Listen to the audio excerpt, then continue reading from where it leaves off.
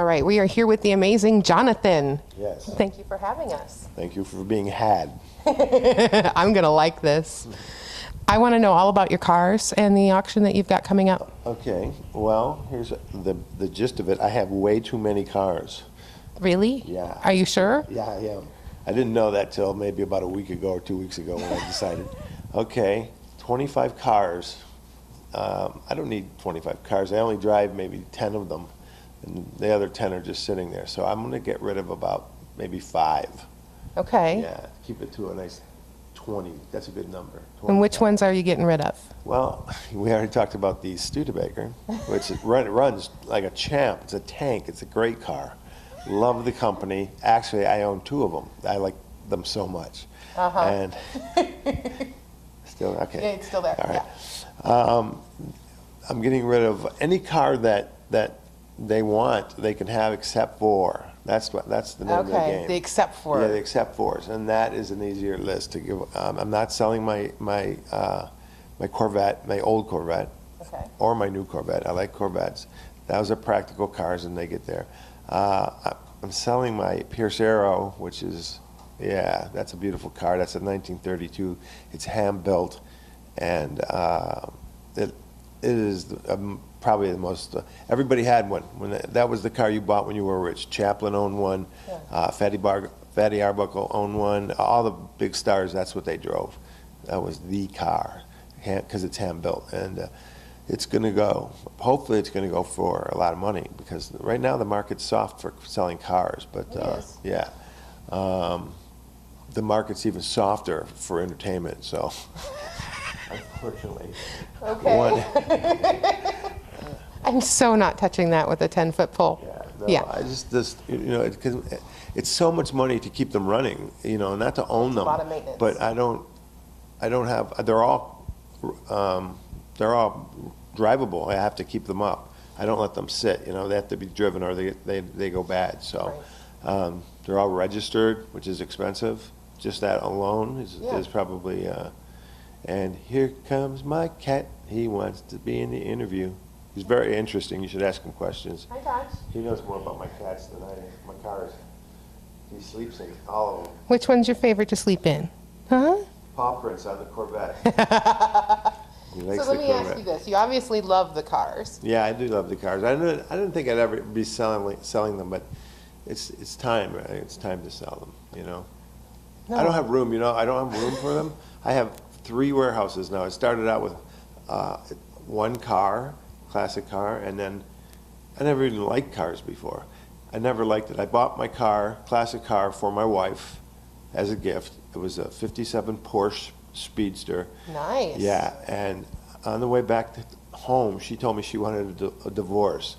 So on the day, I had this waiting in the driveway, and she said, I'm going back to Australia. I want a divorce. And I'm like, this just hit me out of the blue, you know. We were happy, you know. Right. So, talk about holding stuff in.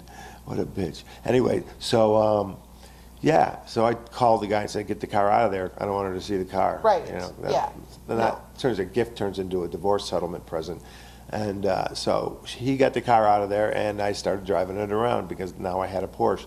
And when I came out, people would be standing in a ring around this car and just looking at it, and I was like, hey, I like that. Your hot factor went up by 10. Yeah. And then they would say, hey, aren't you the guy that owns that car?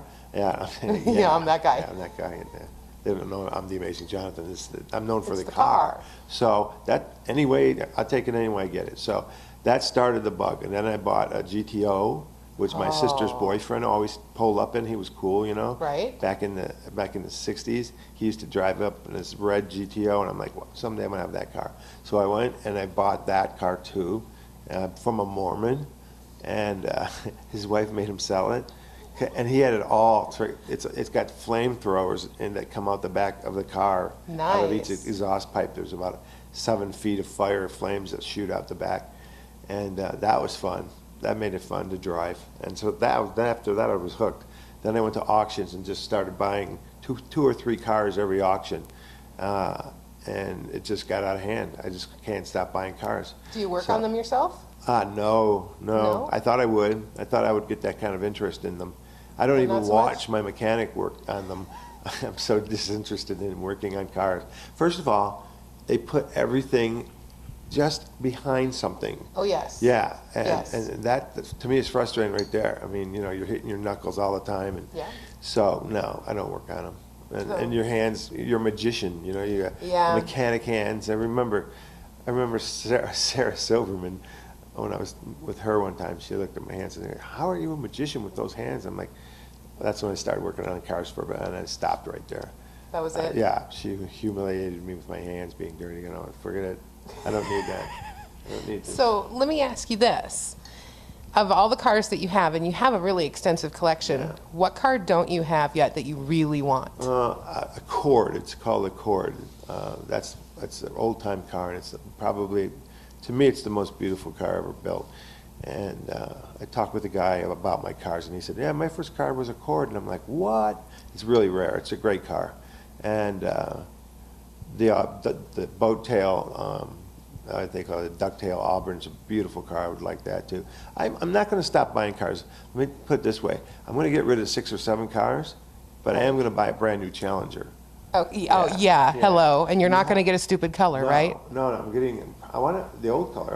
I have a Challenger now. I have a '73, the original one. Nice. And I would like a '73 one in the same color. Plum crazy purple is nice. I like black and white. Any color on the Challenger looks really, really nice. But I do like driving new cars too, because sometimes I really have to be somewhere on time. Right. Sometimes I just don't feel like calling a tow truck. So I heard you have your own tow truck, though. I call my own tow truck. That's the way to do This it. is the cool thing.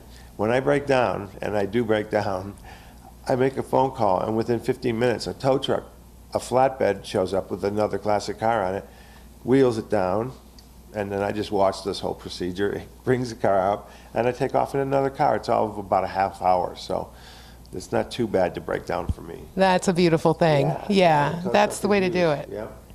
Yeah, even the tow truck is really pretty. It's a really tricked out tow truck. We got it at an auction.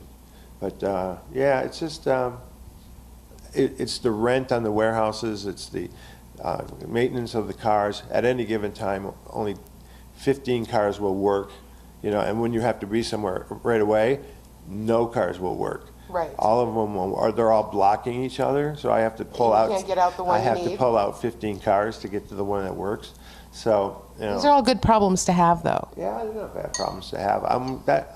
I've got them all pretty much fixed up really nice now, and for the sale.